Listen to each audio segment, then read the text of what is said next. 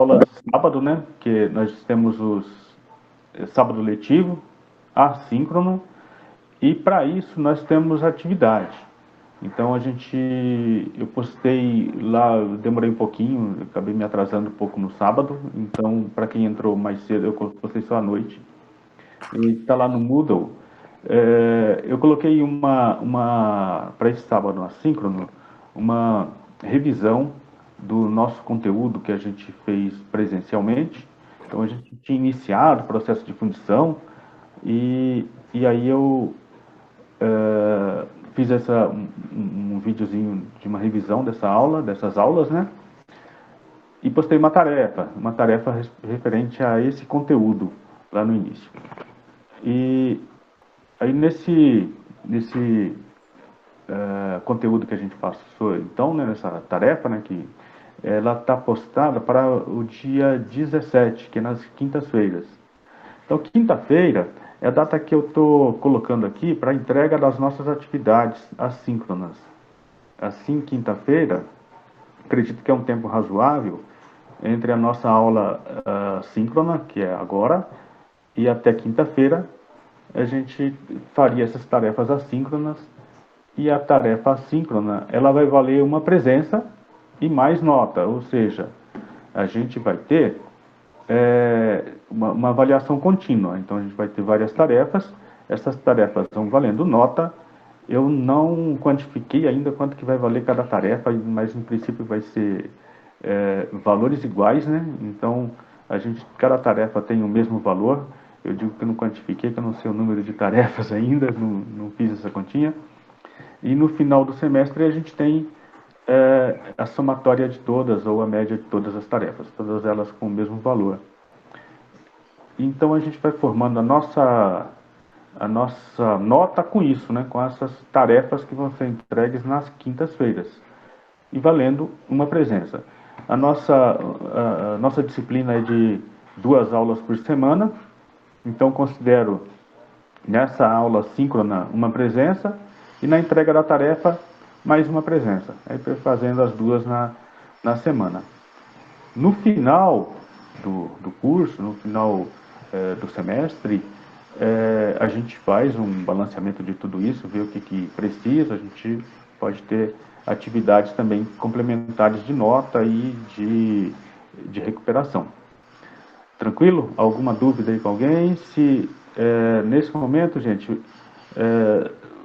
quem tiver alguma sugestão, pergunta, abre o áudio e fala.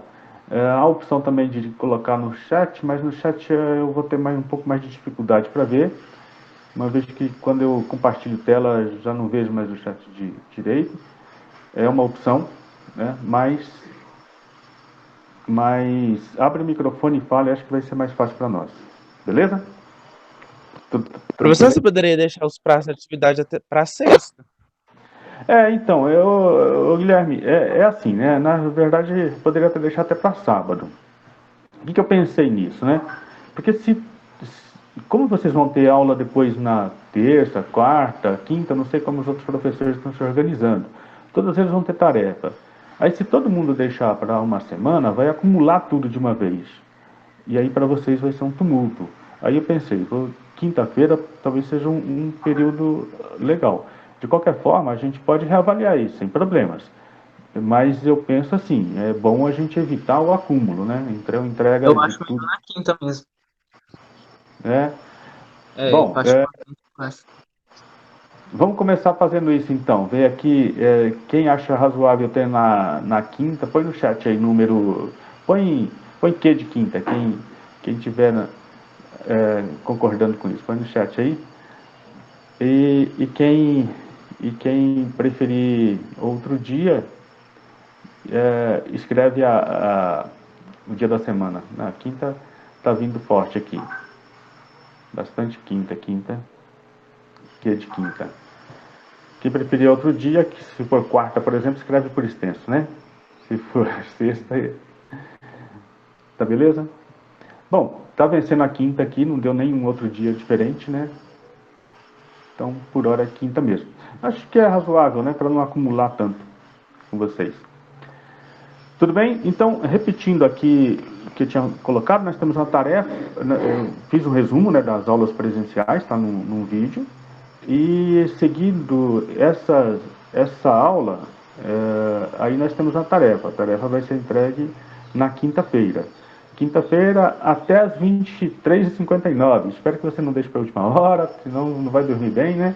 Mas vai até meia-noite, né? Até virou meia-noite aí venceu o prazo da tarefa. A tarefa vale nota e presença. Tarefas feitas fora do prazo, elas não vão contar nenhum dos dois. Aí vai ficar pendente. Como eu disse, vão ter várias tarefas. Na verdade, a gente deve ter 10, né, na contagem. A gente vai ter 10 semanas no primeiro semestre e depois 14 no segundo semestre. Então, nós devemos ter 10 tarefas aqui nesse primeiro semestre. Tá? Eu não estou garantindo que seja exatamente 10, porque pode ter uma outra alteração aí no meio do caminho. Eu fiz lá um planejamento que tem 10. Então, se você olhar lá no nosso plano de ensino, que está no Moodle, o plano de atividade remota, ele está descrevendo as datas que vão ser entregues, as datas todas, e aí contemplam 10 tarefas a serem entregues. Tá bem? Joia? Vamos lá? Oi? Quem ia falar? Ninguém? Quem foi Eu falar? só ia falar. Repete, por favor, que eu não ouvi.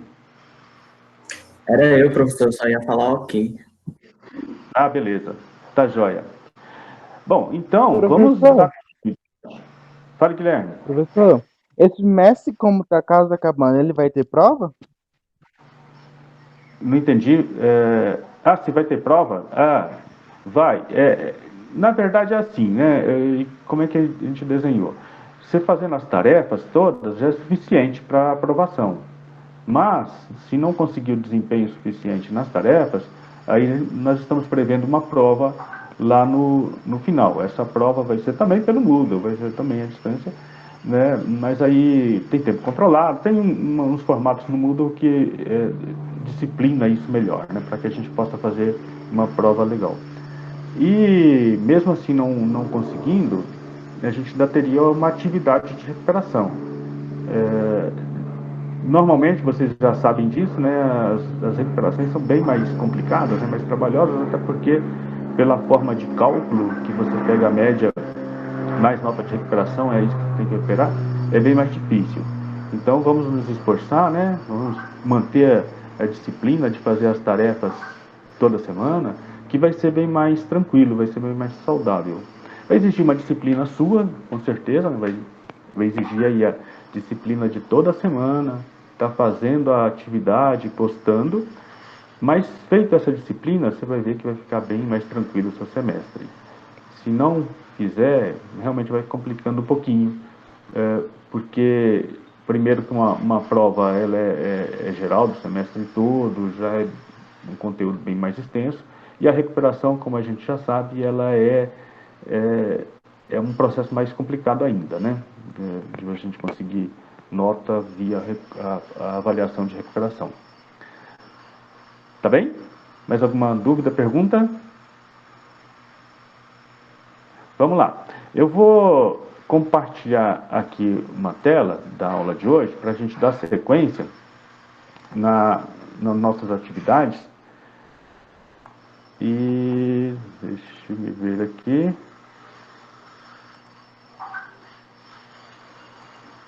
Bom, então, gente, nossa atividade de hoje, nós vamos falar aqui sobre a disciplina Fundição e Conformação Mecânica, tal da FUCOM, né? Eu prefiro chamar de FCM, acho que fica mais bonito o nome. E a gente vai abordar aqui essa questão aqui das contrações térmicas. Com essas contrações térmicas, é necessário a gente compreender isso para que nós possamos dimensionar bem os modelos e massalotes. Então, só a gente recordando aí, né, certamente vocês já viram isso em física, talvez até em química, mas se a gente, num sólido, né, nós temos aqui um sólido, e aí se nesse sólido a gente... Deixa eu ver se eu coloco aqui alguma coisa assim. É legal. Aqui nós temos o sólido. Aí nesse sólido, se a gente aquece ele, aquece o sólido, esse sólido ele aumenta de tamanho, né? Então o volume dele altera em todas as dimensões. Então a largura, a altura e a profundidade desse sólido vão alterar. Ele aumentou de tamanho, então. Da mesma forma, né? Então ocorre o processo da dilatação no sólido. Da mesma forma, com um líquido, então, se a gente aquecer esse sólido, ele vai liquefazer. Vai aquecendo, aquecendo, e ele vai até liquefazer. Esse... Peraí, onde está o meu cursor? Perdi ele. Para poder... Aqui. Legal, achei. Então, aquecer o sólido, ele vai liquefazer. Supondo que ele esteja dentro de um recipiente, aí aquele sólido ele se transforma em líquido. Esse líquido, continuando aquecendo, ainda líquido, continua líquido, não, né? Desculpa, aqui era sólido ainda, perdão, sólido aquecido, quando ele se transforma para líquido, né? Sólido, líquido. Quando ele transforma para líquido, ele aumenta de volume também. Tem casos, tem anomalias, né? Por exemplo, a água ela não acontece isso, né? A água quando muda do estado sólido para o líquido, ela reduz de volume, mas é incomum, é uma anomalia. São exceções raríssimas. E na maioria dos casos, em todos os casos que nós vamos tratar aqui na disciplina, na solidificação, acontece isso. A mudança do estado sólido para o líquido aumenta de volume. E a fundição vai fazer isso, né? Vai pegar um sólido na temperatura ambiente, vai aquecer e levar ele até altíssimas temperaturas, que vão aí, no caso do alumínio, em torno de 700 graus. O alumínio funde a 660 graus, mas para você conseguir o resultado da fundição, precisa levar um pouco mais, em torno de 700 graus. E no caso do aço, que vai variar de aço para aço, mas é na faixa aí de 1.100 graus, coisa assim. Então, esse líquido vai ficar um pouco mais volumoso do que o sólido. E a gente vai fazer o contrário depois, vai pegar o líquido e colocar no molde. E aí esse líquido, ele vai esfriar no primeiro momento, vai solidificar, né? Então tem a contração na fase líquida, depois tem a contração na mudança de fase, e depois vai ter a contração aqui no... Vai ter a contração depois no estado final, né? Na temperatura ambiente. Deixa eu apagar esse negócio aqui. Então ele vai voltar para o estado normal. E aqui nesse caso, então, nós temos a mudança de fase, de sólido para líquido, ele dilata mais ainda, né? E continua dilatando ainda no estado líquido quando você adiciona mais calor, tá? Esquematicamente aqui, essa ilustração é extraída do livro do Vicente Chiaverini, Tecnologia Mecânica, do Vicente Chiaverini, e ele ilustra assim. Nós temos aqui um certo volume de líquido, metal líquido, a uma temperatura elevada. Aí esse metal líquido, ele começa a solidificar, ele começa a esfriar e solidificar. A solidificação, ela começa a acontecer pelas bordas do molde, exatamente porque o molde está frio. Então, a transferência de calor vai começar a acontecer por aqui, né? Então, essa transferência de calor que vai acontecendo, ele vai começar a solidificar. Vai solidificando, solidificando e vai reduzindo de volume. Como aqui é líquido, o líquido vai se acomodando em todo o espaço do molde, resulta no final, depois de solidificado, nesse espaço vazio aqui no meio, chamado de rechupe. Então forma um rechupe. Eu não me recordo, me dá um oi aí se aconteceu, se a gente chegou a fazer uma simulação de fundição usando gesso lá em sala de aula na presencial. A gente chegou a fazer? Chegamos a fazer, e chegamos a fazer duas, inclusive uma que não tinha o canal de descida, né? Os amortecedores. Maçalote. Não tinha um macho. Não tinha o maçalote. e outra Uhum. com maçalote para ver qual era a diferença nesse sentido do rechupe. Ah, que ótimo, legal. Então a gente observou, né, esses fenômenos acontecerem, né? A gente viu isso. Legal. É, lá no gesso ele não aparece isso não, né? Porque a temperatura está bem próxima. Mas no metal vai acontecer assim também. Ele já está sólido, com rechupe, só que ele continua depois da temperatura de solidificação, que no caso do alumínio, por exemplo, é 660 graus, até a temperatura ambiente, nossa, vai ter uma nova contração no estado sólido. Aí quando ele contrai, ele vai reduzir de volume. Então o volume final está aqui ilustrado aqui, ó, esse volume final, né? Reduziu em relação ao molde. Então, se a gente quer uma peça desse tamanho, nós temos que fazer um molde maior do que a peça. Nós temos que prever esse reabastecimento onde há essas contrações, os rechupes, que é feito pelo maçalote. Tranquilo? E aí, ilustrando numa peça aqui, né, no desenho, o rechupe, se a gente não fizer, foi o que nós fizemos lá com o gesso, ele fica na peça, o rechupe, se a gente não tiver maçalote. E com o maçalote, há uma compensação disso, o rechupe vai ficar lá no maçalote, a gente depois o maçalote, corta aqui, e aí nós temos a peça em bom estado. Certo? Então, é assim, nós temos que ter um maçalote para evitar a contração, para evitar os defeitos, né? Evitar a contração não, evitar os defeitos da contração no estado líquido. E para evitar defeitos, ou seja, peças menores do que o que eu quero no estado sólido, é compensado isso pelo modelo e também pelo macho. O macho é um elemento necessário para que a gente possa fazer furos e reentrâncias na fundição. Então essa peça aqui, ela é um cilindro ali com um furo central. Se a gente for fazer isso por fundição, a gente precisa fazer o modelo maior do que a peça. Essas linhas ali eu coloquei para que a gente pudesse visualizar as diferenças de medidas. Mas é perceptível que está um pouco maior aqui o modelo, né? O modelo, ele, na maioria dos casos, na fundição em areia, ele é feito de madeira. Pode ser feito de alumínio, pode ser feito de material plástico, mas é muito usado a madeira, que é fácil de usinar, é leve de transportar. Então, é muito usado aqui a madeira para fazer o modelo. Ele ficou um pouco maior. E aí, gente, o inverso, o macho, que é o elemento, é assim, se não tiver o macho, vai entrar metal líquido em toda essa superfície aqui, né? Vai preencher tudo, não vai ter furo. Então, para evitar que o metal líquido preencha tudo isso, coloca-se um material sólido ali, que no caso é feito de areia também. É o macho, feito de areia. Então, no processo de fundição em areia verde, o macho normalmente é feito de areia. Pode ter algum aglomerante, sim, porque às vezes o macho é muito pequenininho, então precisa de algum aglomerante para dar sustentação, né? Aglomerante químico.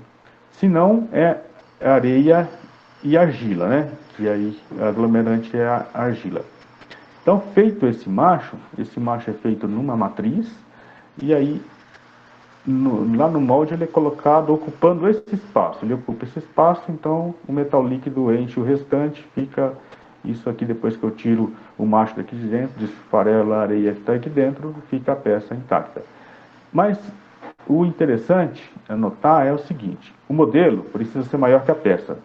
O macho precisa ser menor, ao inverso, menor do que o furo. Por quê? Porque a contração, ela se dá nesses sentidos assim, ó, ela vem das bordas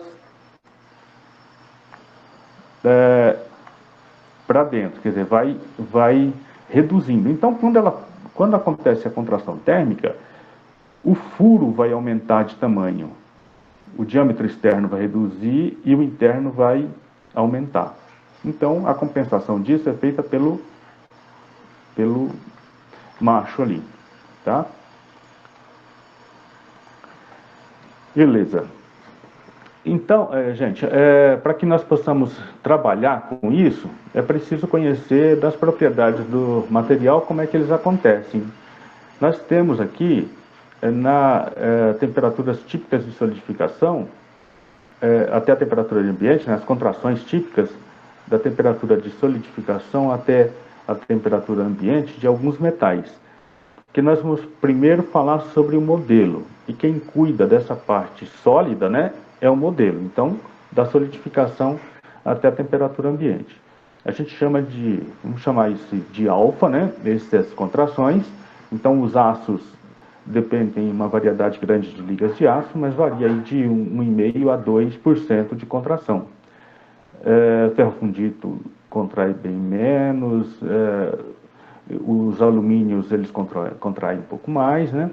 1,5%, depende também da liga de alumínio, cobre e cromo 2%, e assim por diante. Então, assim, nossa ilustração aqui, nós temos uma peça. Essa peça tem essa medida L ali. Tem essa medida L aqui, da peça.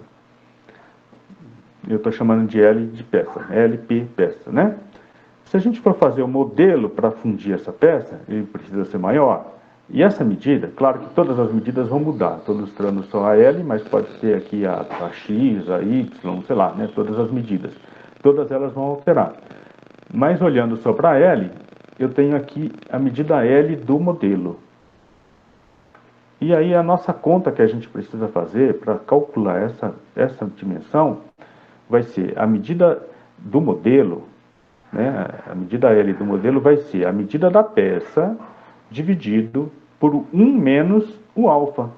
Então, por exemplo, se o alfa for 1%, 1 menos 0,01, que vai estar 0,99. Então, vai ser medida da peça dividido por 0,99 se o alfa for 1%. Né? 1% é 1 dividido por 100, né? Vai dar 0,01. Isso. E aí nós precisamos também acrescentar, no caso do modelo, um sobremetal se nós vamos usinar isso. Se a gente vai fazer um acabamento depois, é preciso ter material para esse acabamento. Então a gente adiciona aí a necessidade de usinagem. Essa necessidade de usinagem depende do processo de usinagem. Vocês estão vendo aí processo de usinagem, né? Então vai ter uma noção sobre isso. Esse não é um determinante dado pela nossa disciplina aqui de fundição, mas lá da usinagem. Qual a necessidade que eu tenho para a usinagem? Então, se eu vou usinar essa face e essa aqui, obviamente que eu preciso deixar material para fazer isso. Tranquilo? E no caso do macho, se tem um macho, aí é o contrário, o macho tem que ser menor, né? Então, aí eu multiplico, em vez de dividir, eu multiplico por 1 menos alfa. Então, o alfa 1% no nosso exemplo, a gente tem 1 menos 0,01, que dá 0,99. Qualquer número multiplicado por outro número menor que 1 vai resultar numa coisa menor. Tá? Então, medida do macho aqui, menos o sobremetal. Então, o furo ele precisa ter mais material para que faça a usinagem. Então, voltando aqui no nosso desenho anterior, se a gente tem esse furo, se a gente quer fazer um acabamento aqui, nós temos que deixar material aqui dentro para fazer o acabamento. Então, a gente precisa deixar mais material aqui para depois, quando fazer o acabamento, ele alargar. Aí, nesse caso, a medida que vai ficar vai ser menos, né? Para justamente deixar mais material. Compreendido? Gente, eu vou falando aí sequencialmente, mas se tiver dúvidas, alguma pergunta, abre aí o microfone e fale, tá ok? Professor, esse material está disponível lá no Moodle? Eu acabei de postar ele lá, antes de iniciar a aula eu coloquei, tá? E eu vou colocar também, a aula está sendo gravada, e eu vou colocá-la lá também. Tá bom. Os dois, tanto o slide quanto o vídeo do slide, tá beleza? Bom, então, aí nós estamos falando de modelo. Além das medidas, nós temos que tomar alguns cuidados com relação ao desenho do modelo. Então, outra coisa que eu estou aqui sem, deixa eu ver, deixa eu ver se eu tenho como ver.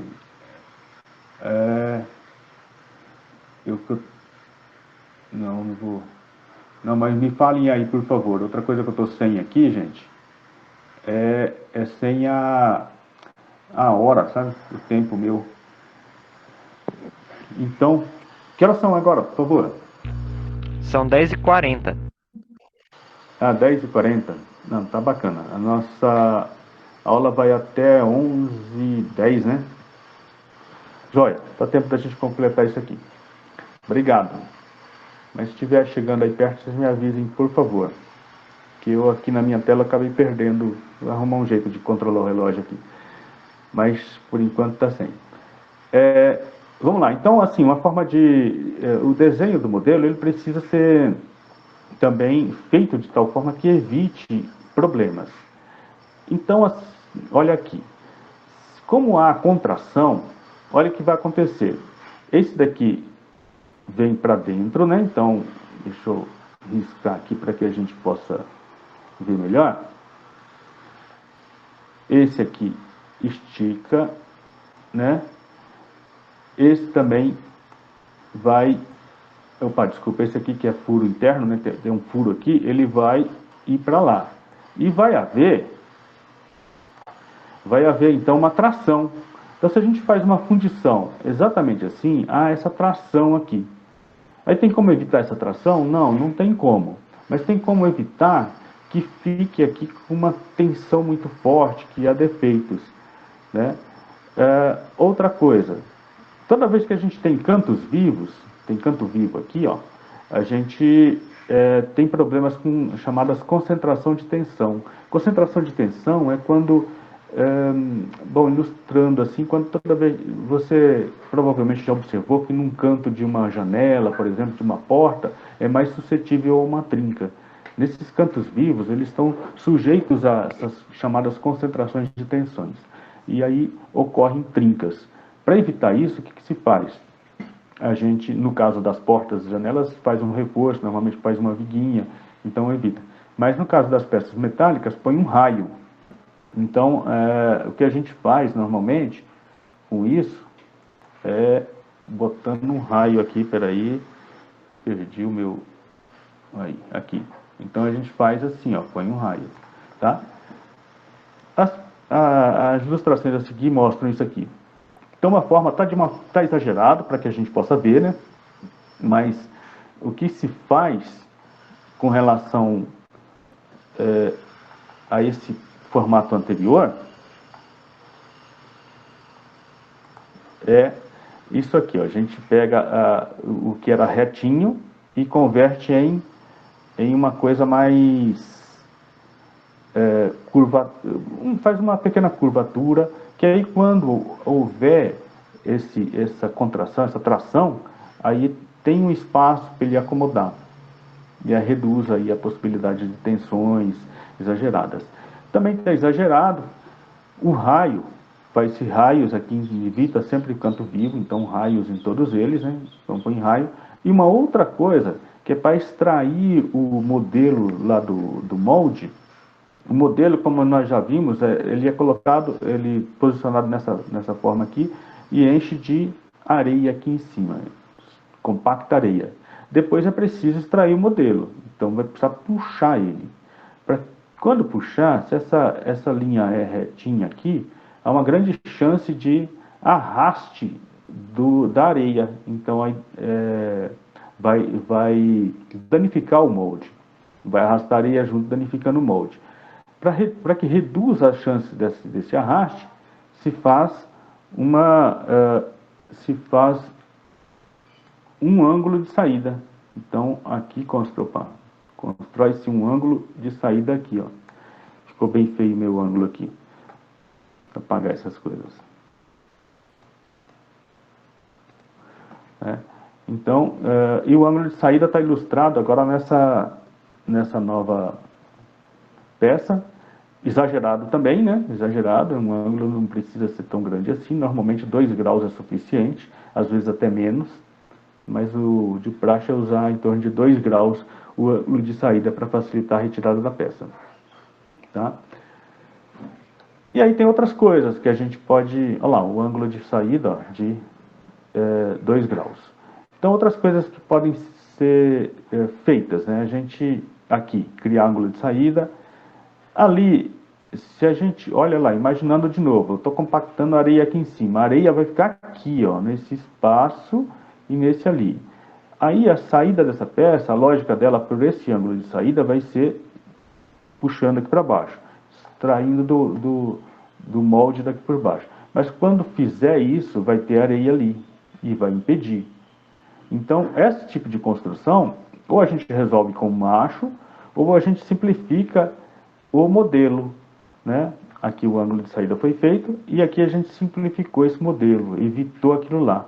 Muitas vezes, nas aplicações técnicas, é possível deixar assim, não precisa ser desse formato. Então, você muda o projeto, né? Então, mudou o projeto da peça, que vai implicar na mudança do modelo. Mas, se necessário for, esse aqui, 2 alternativas. Ou resolve isso com macho, geralmente trabalhoso nessa posição, ou com usinagem, faz uma usinagem aqui depois. Mas nesse aqui, deixando assim só o modelo sem mais nada, não vai conseguir extrair o modelo de dentro do molde. Estão compreendendo? Então tem algumas limitações aí na fundição que a gente precisa ir atentando e o projeto precisa estar atento a isso. Tá? E aí, nós temos aqui, ó, se a peça tem furo, né, é preciso então acrescentar um ressalto para que receba o macho. Então aqui vai ter um macho. Então se o modelo, ele não tem furo, o modelo em si não tem furo. Então o modelo, essa aqui é a peça, né? Se eu vou fazer o modelo, ele está esse formato externo aqui da peça como um todo. Ah, mas eu quero colocar um furo. Então o modelo, ele precisa prever um espaço, um alojamento para o macho. E aí é assim que é feito. Então isso aqui agora também faz parte do modelo. Então o modelo, ele foi completinho e aí acrescentou outro elemento aqui. Para que serve esse elemento? Para depois que você tiver lá feito o molde vai sair com esse formato, vai sair assim. E a gente vai ver depois como é que faz esse molde também. Então vai sair, o molde fica com tudo isso. Então se enchesse todo o metal, ele ia sair uma peça com esse formato. Mas eu não quero isso aqui, eu quero um furo. Então o que se faz? Coloca nesse lugar, coloca nesse espaço que está aberto, um macho, que é um elemento também de areia. Então vai ficar um macho completinho, preenchendo esse espaço e resulta no furo. É assim que é feito. Tá bacana? E aí, como naquele exemplo que estava lá, muitas vezes o modelo precisa ser bipartido, porque ele tem saídas para um lado e para outro. Se fosse um modelo único aqui, compactando de areia, ele não sairia, porque ia ter areia aqui embaixo, né? Ia ter areia aqui, e aí esse espaço aqui ia arrastar areia. Qual a forma de fazer? Faz bipartição do modelo, ou seja, 2 modelos. Tem a parte superior do modelo ou a parte inferior. A parte superior fica na caixa superior, junto com o maçalote e os canais de descida, né? E a parte inferior fica na caixa inferior. Então, aqui, uma vez compactado, essa parte daqui de cima, ela sai nesse sentido. E uma vez compactado, aqui, compactou a areia aqui embaixo, essa parte de baixo sai no sentido para cima. Às vezes, em função do desenho da peça, essa bipartição não é assim totalmente na horizontal, ela precisa ter algumas inclinações, acompanhar o desenho da peça. Então tem recursos também para isso. Então assim, tem limitações lá da fundição, é preciso ter essas observâncias, mas tem vários recursos também para fazer um desenho legal. Tudo bem, gente? Tudo bem? Tudo. Sim. Vamos, agora acho que a gente tem aí mais uns 10 minutinhos, né? Exercitar um pouquinho, na verdade eu terminei esse exercício na próxima aula, é só para a gente produzir agora. A gente tem uma peça, e essa peça a gente quer produzir ela por fundição. E aí eu vou pedir para vocês responderem, abrindo o áudio e respondendo, que alterações que nós temos que fazer na peça ou pelo menos no modelo, né, para que a peça seja possível de ser fabricada por fundição. Porque assim, se a gente alterar na peça, se for possível alterar na peça, as alterações no modelo são menores. Se não é possível alterar na peça, o modelo precisa ser alterado. E as correções depois serão feitas por usinagem, aí gasta mais usinagem. Então, se a gente conseguir alterar a peça, é melhor, já que vai gastar menos usinagem. Ok? Mas vamos pensar em termos de modelo, né? Produzir um modelo, e aí é essa peça. Que alterações que a gente tem que fazer no modelo? Quem responde aí para mim? Primeiramente, aumentar o tamanho do modelo em relação à peça e colocar ângulos de saída para que o material se distribua uniformemente e não tenha excesso de tensão no material final. Bacana, então é isso aí, aumentar o tamanho da peça, né, em todas as medidas, né, proporcionalmente ao ângulo de contração, desculpa, o índice de contração do material, e o ângulo de saída, perfeito, tem que colocar. Aí só uma correção, que você disse que é para aliviar a tensão, na verdade é para facilitar a extração do modelo, o ângulo de saída é para isso. Para aliviar a tensão, seria colocar raios, né, evitar os cantos vivos. Joia? O que mais, gente? Colocar o macho. Isso, nós temos que colocar, promover um espaço para alojar o macho, né? Um alojamento do macho. Certo? Deixa eu ver, acho que eu ilustrei aqui. Isso. A gente colocar algo assim, o nosso modelo vai ficar assim, com esse, aí já representando somente esse espaço do modelo, né? Não o modelo como um todo, mas seria isso. E aí, aquilo que vocês falaram, né? A gente teria, aí o ângulo de saída, para onde que a gente vai pôr? Olha só, vamos pensar aqui agora. Se não tivesse esse elemento macho, daria para compactar a areia aqui em cima e depois extrair a peça para baixo, concordam? Então aí, se fosse desse jeito, o ângulo de saída, ele seria aqui, ó, né? E aí a gente teria ângulo de saída assim, uma vez que a peça seria extraída para baixo. Mas como tem esse alojamento do macho, vai ter areia aqui embaixo desse alojamento do macho. Aí não vai dar para extrair nesse sentido, né? Alguém tem sugestão de como que a gente poderia fazer a extração aí dessa peça? Por cima? Pois é. Se por cima, aí a compactação teria que ser por aqui, né? Aí você não consegue acessar ali. Mas imaginando que ainda consiga acessar, aí quando você vai tirar, essa parte daqui vai ter areia em cima dele, não consegue tirar. Eu acho Mais que sugestão? eu acho que em vez de fazer ela horizontalmente, como geralmente faz, poderia fazer o molde deitado. E aí o macho ficaria ali preso, faria o ângulo de saída no sentido horizontal. Tá, então seria assim, né? E aí ela seria nesse sentido. Mas aí tem esse problema aqui também, né?